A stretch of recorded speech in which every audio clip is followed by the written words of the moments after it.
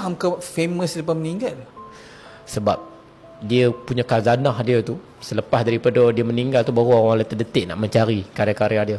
Masa hidup dia tak se-famous dia meninggal kan? Dia tak se-famous macam dia meninggal.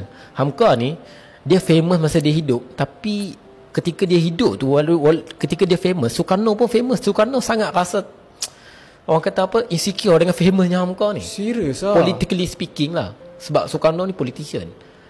Memang dia tak boleh terima Hamka ni famous tau. Sebab Hamka ni, dia ada gerakan Muhammadiyah, dia join. Dia pernah jadi konsulat. Dia dengan Sukarno ni kawan baik.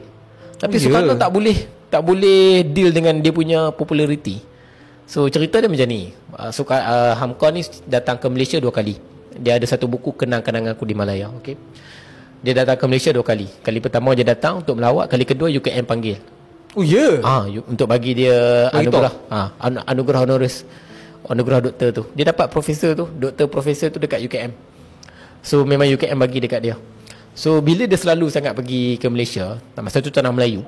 So dia banyak tulis pasal tanah Melayu. Pasal kita ni satu rumpun, satu bangsa. Kerana itu, Sukarno memainkan satu persepsi media, menggambarkan bahawa dia ni lebih cenderung menyokong tanah Melayu berbanding Indonesia. Sehingga dia digambarkan sebagai tali barut dan juga pengkhianat Indonesia. Sedangkan dia tak buat apa-apa. Dia cari point. Dia cari point. Dan dia ditangkap.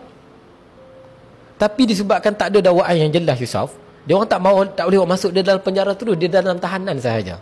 Dan undang-undang mengatakan bahawa dalam tahanan tak boleh lebih daripada 2 minggu. Yusof tahu apa yang dia orang buat?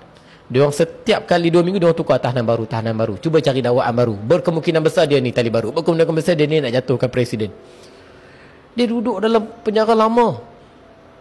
Sampailah akhirnya dia orang tak jumpa juga. Dia orang keluarkan satu surat. Dia kata, "Pak, sign saja surat ni." Dia baca surat tu, mengaku sebagai tali barut. Dia kata, "Sampai bila pun aku takkan sign."